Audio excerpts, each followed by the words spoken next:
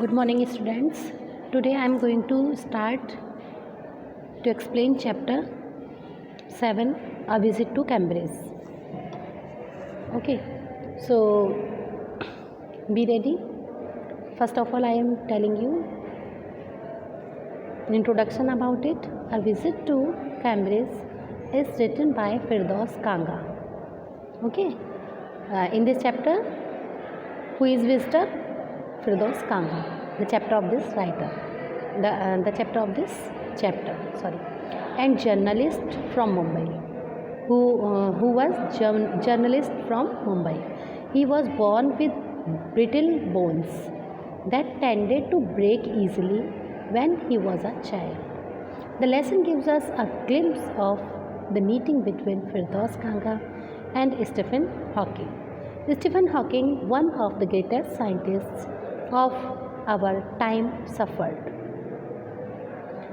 from a form of paralysis that confined him to a wheelchair and allowed him to speak only by punching buttons on a computer, which speaks for him in a machine-like voice. Both these men moved around in wheelchairs. Who were both persons? A writer and Stephen Hawking, a scientist. Both are on wheelchairs. It was during Firdaus Kanga's visit to Cambridge that they met each other. When Firdaus Kanga went to visit Cambridge, they met with each other. Okay. Now, after introduction, I am starting summary. Explains a summary of this chapter. A Visit to Cambridge by Firdaus Kanga begins with him taking a walking tour through Cambridge. During this tour, this guide mentioned that the famous astrophysicist Stephen Hawking lived there.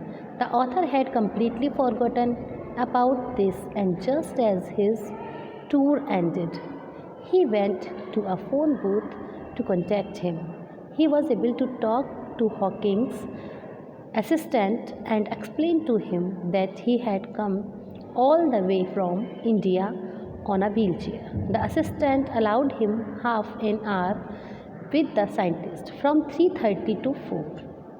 The writer mentions how people often ask differently abled people to cheer up as if they have a career account they are too lazy to draw a check on.